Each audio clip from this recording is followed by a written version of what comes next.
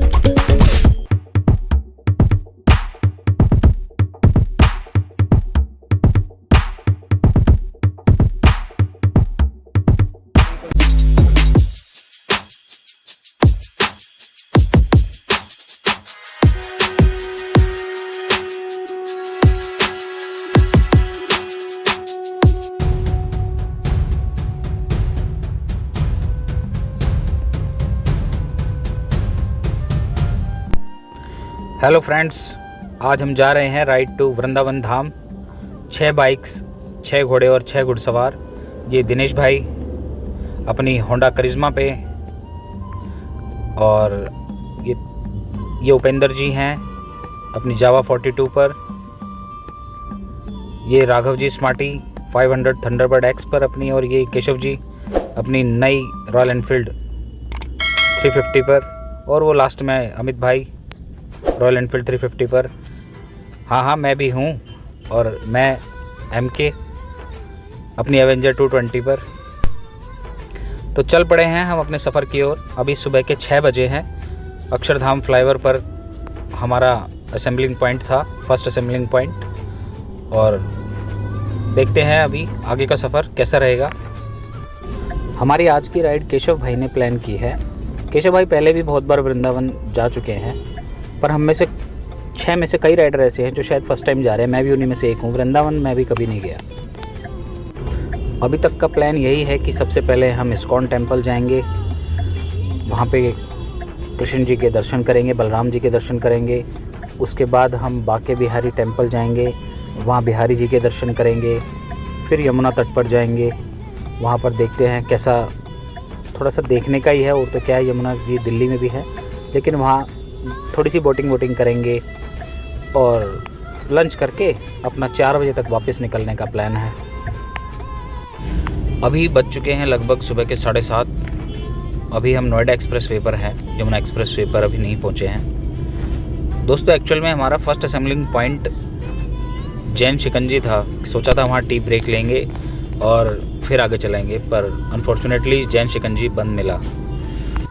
इसलिए फिर सब लोगों ने डिसाइड किया कि हम अक्षरधाम फ्लाईओवर पर ही मिलते हैं और वहाँ से अपनी यात्रा शुरू करेंगे। ठंड बहुत है और सुबह का टाइम है, अभी सूरज निकला नहीं है। सूरज की लालिमा थोड़ी थोड़ी दिखने लग गई है। अभी डिसाइड हुआ है कि सभी अपनी बाइक की speed approximate 80 kilometre per hour पर रखेंगे। अभी पता नहीं कौन अभी पीछे है कौन आगे है। अभी उपेंद्र जी, अमित भाई और केशव भाई ने मुझे ओवरटेक किया है। पीछे मुझे दिखाई नहीं दे रहा, शायद हमारे 2 राइडर मेरे पीछे हैं, राघव जी और दिनेश जी। तो सब ने डिसाइड किया है कि एक बार रोक के चेक करते हैं कि भाई कौन पीछे रह गया। हमारे राइडर दिनेश जी मिसिंग है, उन्हीं के लिए सब वेट कर रहे हैं कि वो थोड़ा आ जाएं तो फिर साथ में चलें। पता नहीं कहाँ रह गए, वो या तो बहुत आगे निकल गए या पीछे हैं। सब इसी असमंजस में है। अब बाइक चला रहे होंगे तो फ़ोन भी नहीं उठाएंगे। उपेंद्र जी डांस कर रहे हैं। हाँ, आप भी करो। हाँ, सबको करना है। हाँ, हेलमेट लगा के करो। हाँ। अमित भाई की बात हो गई है, दिनेश जी मिल गए हैं, वो हमसे थोड़ा पीछे चल रहे हैं। तो अभी उन्होंने कहा है कि आप लोग मुझे टोल पे मिलो, यमुना एक्सप्रेसवे पे चढ़ने के बाद वो वहीं पे हमको ज्वाइन करेंगे। अभी बज गए हैं सुबह के 7 और हम यमुना एक्सप्रेसवे की तरफ चल रहे हैं। और ये सुबह सुबह का सूर्यदेव के दर्शन, जैसे कोई चमकती हुई चीज़ पेड़ों के ऊपर रखी हो, लाल रंग की बिल्डिंग के साथ में। और अब हमने एंट्री कर ली है यमुना एक्सप्रेस वे पर। सब रुके हैं। रुकने के 2 या 3 कारण होते हैं, जिसमें से 2 खास हैं। एक तो उपेंद्र जी का डांस, उनको बार बार डांस की तलब उठती है, और कभी कभी नेचर कॉल आती है तो सबको रुकना पड़ता है। ठंड है ना, तो जल्दी जल्दी नेचर कॉल आती है। और ये दिनेश जी ने भी हमको ज्वाइन कर लिया। हाँ, नमस्कार जी। और ये भरत मिलाप का बहुत ही खूबसूरत दृश्य आपने देखा। अभी यमुना एक्सप्रेस वे पर हम चढ़ चुके हैं, और अब स्पीड लिमिट भी हमारी जो है 80 से 100 के बीच में है। लेकिन प्रॉब्लम यही है कि कोई आगे रहता है, कोई पीछे रहता है। जब भी हम ग्रुप में कोई भी राइड करते हैं और ज़्यादा बाइक्स होती हैं, जैसे आज हमारे ग्रुप में 6 बाइक हैं, तो अच्छा रहता है कि हम अपने बाइक मिरर में देखते रहें कि हमारे आगे और पीछे वाले बाइकर कितनी दूरी पर हैं। उससे क्या होता है कि एक कम्युनिकेशन बना रहता है, एक कम्युनिकेशन विदाउट कम्युनिकेटिंग, एक फील रहता है कि हाँ भाई साथ में ही है। और क्योंकि 2 पहिए पे जब चलते हैं तो आपकी रिस्क भी कहीं ना कहीं थोड़े से ज़्यादा होते हैं।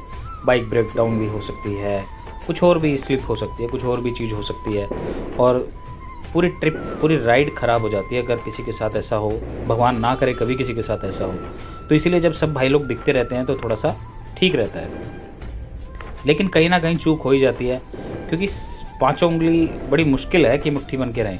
वो कहीं ना कहीं कोई आगे रह जाएगा, कोई पीछे रहेगा। उसके भी कई रीज़न हो सकते हैं।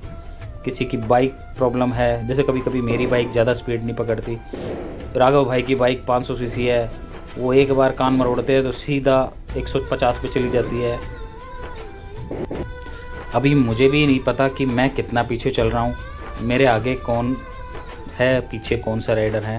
हालांकि मुझे मिरर में दिख रहा है कि कुछ मेरे पीछे शायद उपेंद्र जी हैं। आज जैन शिकंजी पे फर्स्ट स्टॉप था। प्लान यही था कि चाय पियेंगे और पकोड़े खाएंगे। सुबह से कुछ भी किसी ने, औरों का तो मुझे पता नहीं, पर मैंने तो चाय भी नहीं पी है।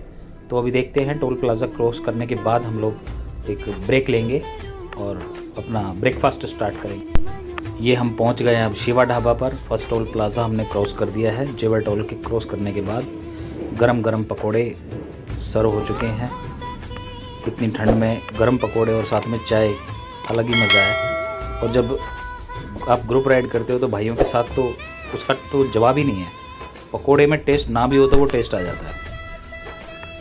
अपना हल्का फुल्का स्नैक्स लेने के बाद हम लोग फिर चल पड़े हैं। अभी फिर यही बात चल रही है कि भाई सब आसपास ही रहना, और देखते हैं कितनी देर तक सब आसपास रहते हैं। टाइम हो गया है लगभग 9:30 और हल्की हल्की धूप भी निकल चुकी है। अभी फिर से सब आगे पीछे हो गए हैं। पता नहीं मेरे पीछे कौन है और आगे कौन है। यहाँ पहुँचने के बाद पता चला कि उपेंद्र जी सबसे पीछे चल रहे हैं। उनका कॉल आया है कि उनकी बाइक में कुछ प्रॉब्लम है। जावा 42 है, बाइक तो नहीं है, ऐसा कोई प्रॉब्लम तो होनी चाहिए, पर फ्यूल की कुछ इशू बता रहे हैं कि पेट्रोल ख़त्म हो गया है बाइक में। केशव जी बता रहे हैं कि भाई वो सिर्फ एक्स्ट्रा प्रीमियम डलवाते हैं, और एक्स्ट्रा प्रीमियम तो बहुत दूर, इस हाईवे पे तो नॉर्मल में नहीं मिलता।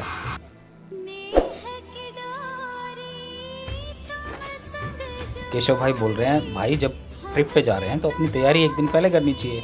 ये थोड़ी है कि हाईवे पे चढ़ने के बाद हम ये सब सोचते हैं। अब चलो जो है सो है। मैं बड़ा परेशान हूँ। केशव भाई की सलाह है कि जो पेट्रोल मिले वो डलवा लो।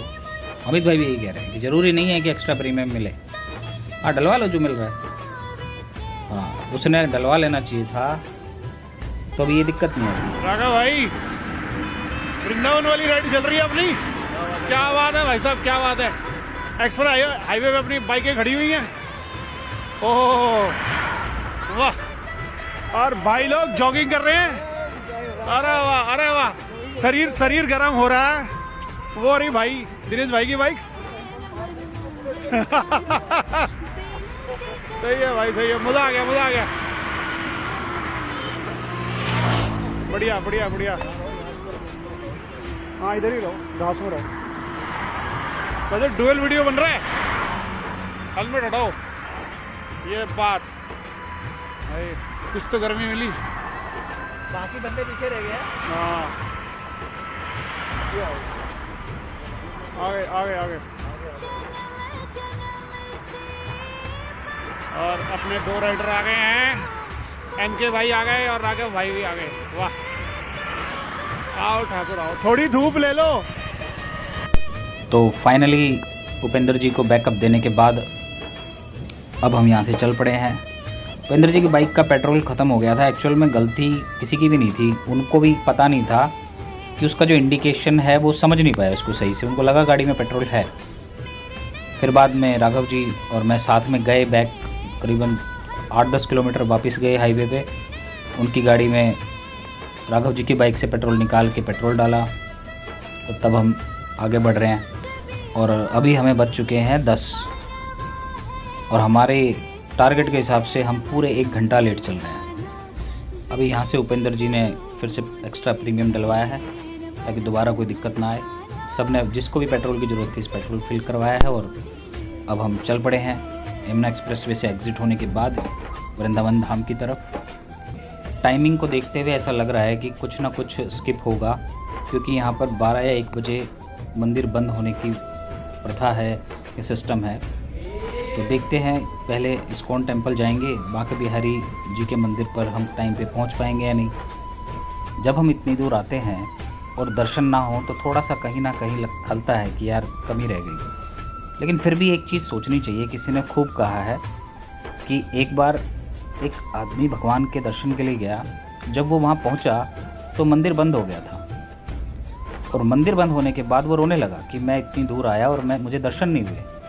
तो मंदिर के पुजारी ने कहा, भैया रोने की कोई ज़रूरत नहीं है, यहाँ पे इस धरती के तो कण कण में वो बसते हैं जिनके तुम दर्शन करने आए हो। तुमने उनके दर्शन नहीं किए, कोई बात नहीं, उन्होंने तो तुमको देखा।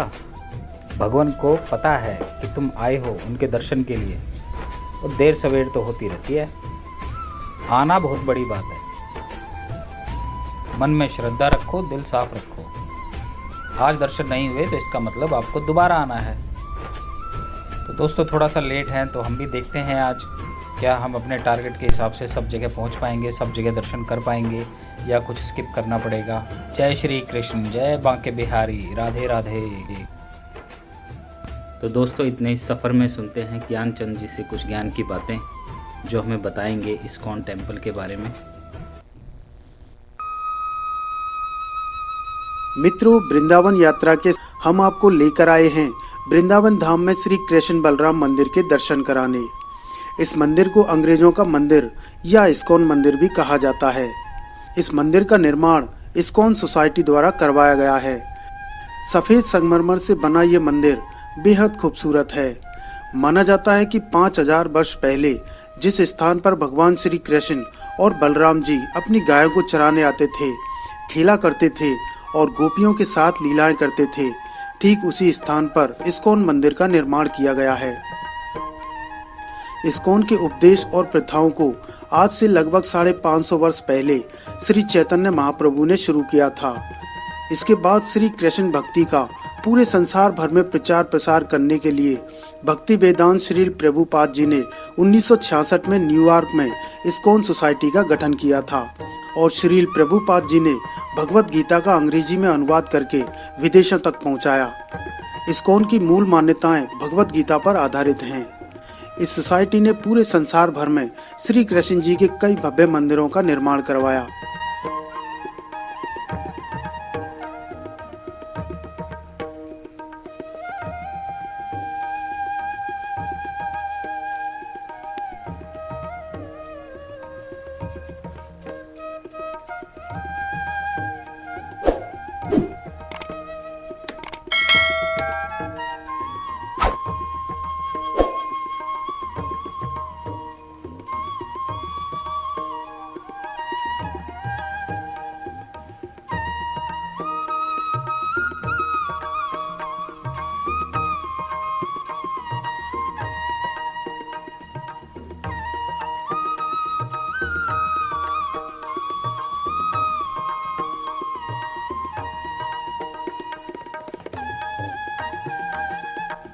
इस्कॉन सोसाइटी के द्वारा ही श्री कृष्ण जी को समर्पित दुनिया का सबसे ऊंचा मंदिर चंद्रोदय मंदिर वृंदावन धाम में बन रहा है।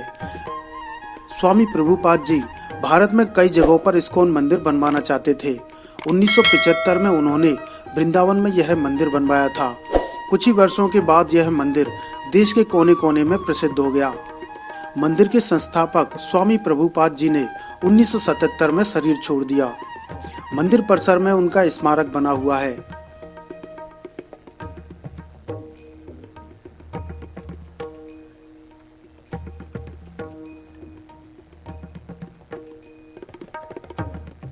वहीं मंदिर के एक तरफ स्वामी जी का निवास स्थान है, जहां पर उनके सभी सामान और कपड़े सुरक्षित रखे हुए हैं।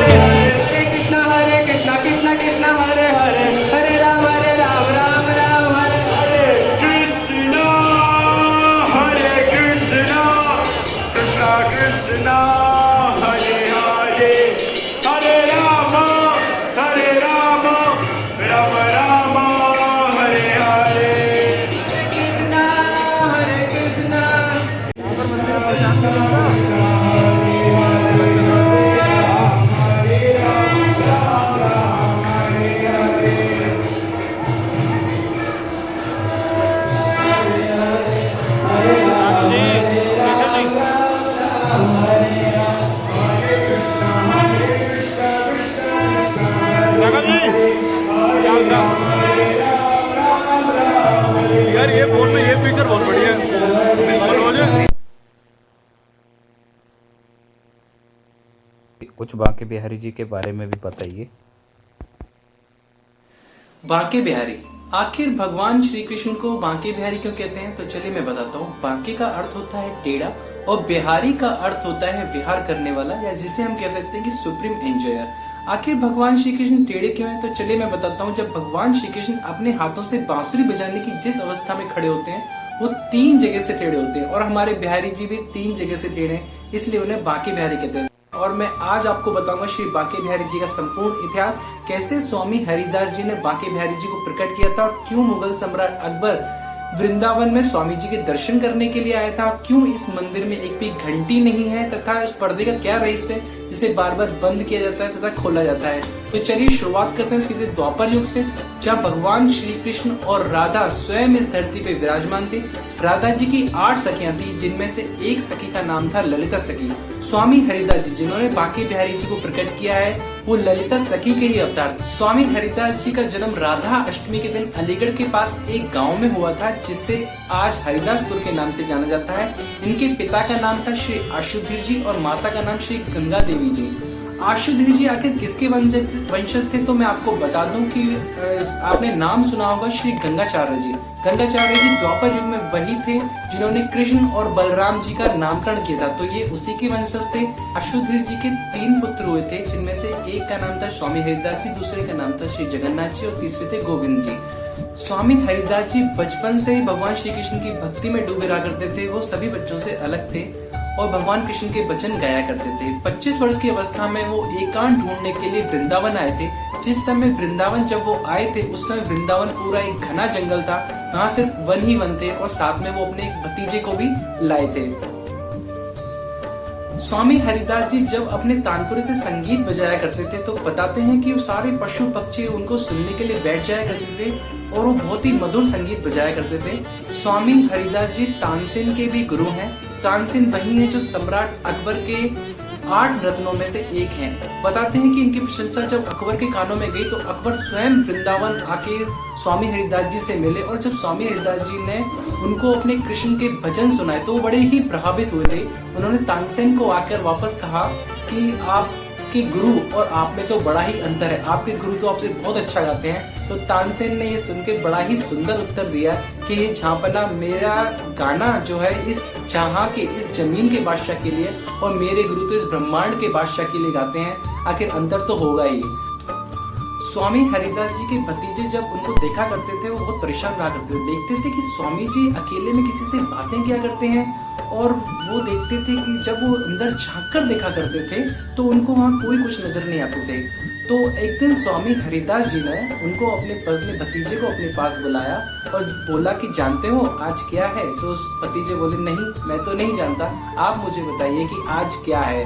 तो स्वामी जी बोलते हैं कि आज आपका जन्मदिन है तो आज मैं इस पे आपको एक सौगात देना चाहता हूँ। तो उनके भतीजे कहते हैं कि स्वामी जी मुझे कोई सौगात नहीं चाहिए, मुझे तो बस उस निकुंज का दर्शन कराइए, उस निकुंज का रहस्य बताइए, आखिर मुझे भगवान श्री कृष्ण और राधा जी के एक झलक पानी है। तो स्वामी जी बोले यही तो मैं आपको दिखाना चाहता हूँ, बुलाइए अपने भाई को, जगन्नाथ जी को और सभी को।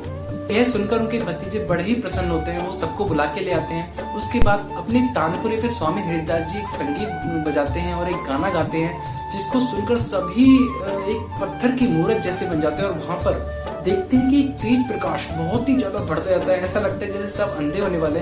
अचानक ही उनके सामने भगवान श्री कृष्ण और राधा जी स्वयं प्रकट होते हैं और भगवान कृष्ण स्वामी हरिदास जी से कहते हैं कि तुम्हारी मनोकामना पूर्ण हुई, अब तो हम इसी रूप में यहाँ रहेंगे। तो स्वामी हरिदास जी कहते हैं कि प्रभु ऐसे तो आपकी सेवा कैसे हो पाएगी।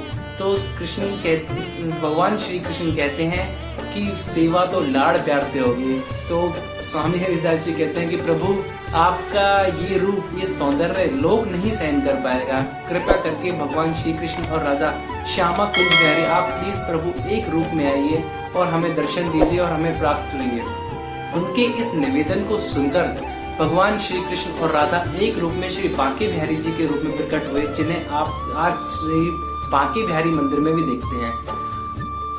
स्वामी हरिदास जी को बांके बिहारी प्राप्त होने के बाद स्वामी हरिदास जी श्री बांके बिहारी जी की पूजा निधिवन में ही करते रहे। उसके बाद श्री बांके बिहारी जी को श्री बांके बिहारी मंदिर में शिफ्ट कर दिया गया था, अर्थात श्री बांके बिहारी मंदिर जैसे जहां आज आप देखते हैं उस जगह पर उनके लिए नया मंदिर बना दिया गया था। उसके बाद उनको वहां ले जाया गया था।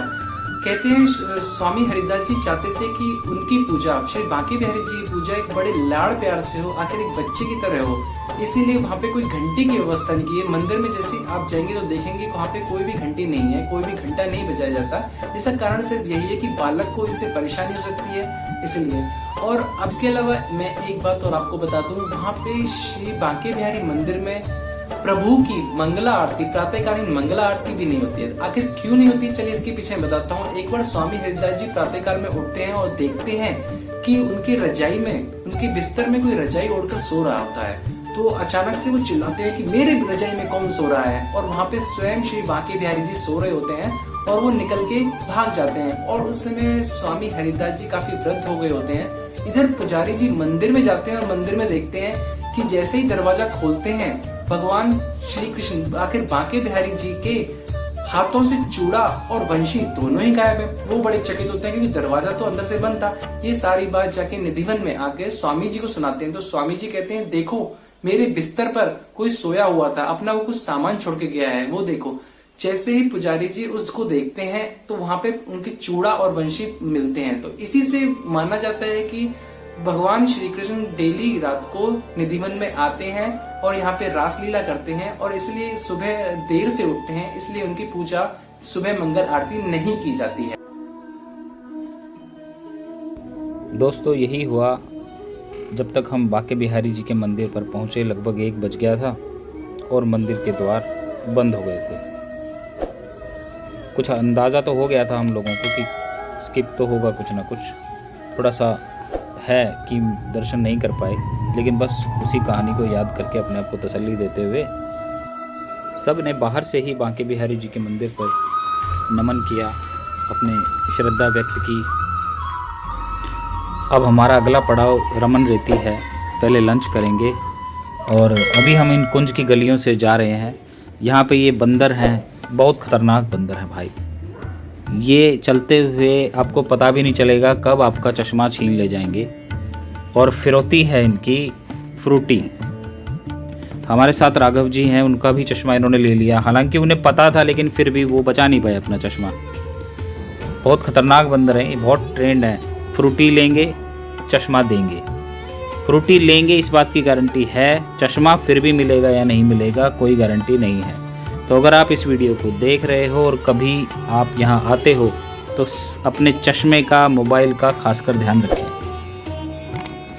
राघव जी का चश्मा वापस लेने के लिए कोशिश हमने भी की। एक राघव जी फटाफट भागकर एक फ्रूटी लेके आए।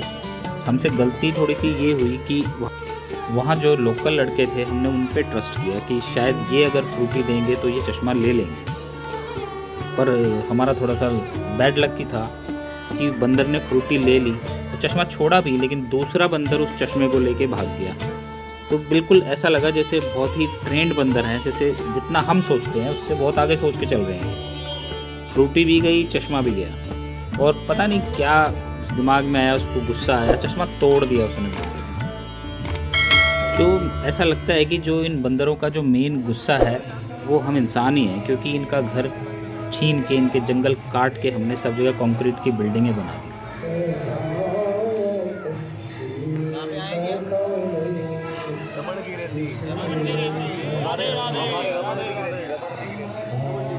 ये आप कर रहे हैं? हाँ जी, दिल्ली भी जाना है।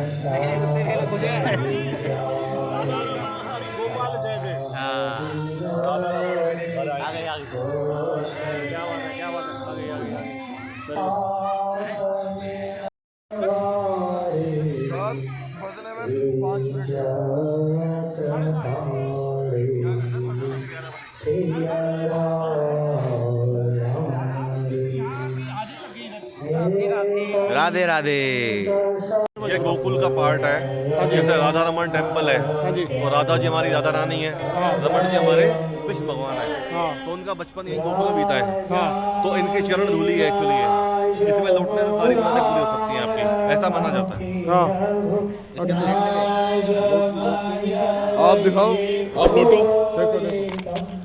तो ये कहाना के पैरों की रज है, चरण रज। ब्रज रज तो हर जगह है, पूरे ब्रज की मिट्टी ब्रज रज है, ये चरण धूली। तो थोड़ी देर बैठा जाए, ना लौटा जाए, इसके समेत। हाँ, नो प्रॉब्लम। इसको डाल देते हैं, उसके साथ बहुत अच्छा रहेगा। ये लो।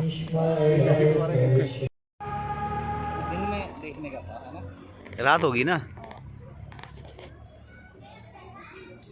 इसमें तो मुझे नहीं लगता कुछ। अच्छा, इसमें तो दिख रहा है, ये देखो। बहुत बड़ा जंगल है। आवाजें कैसी आ रही जानवरों की।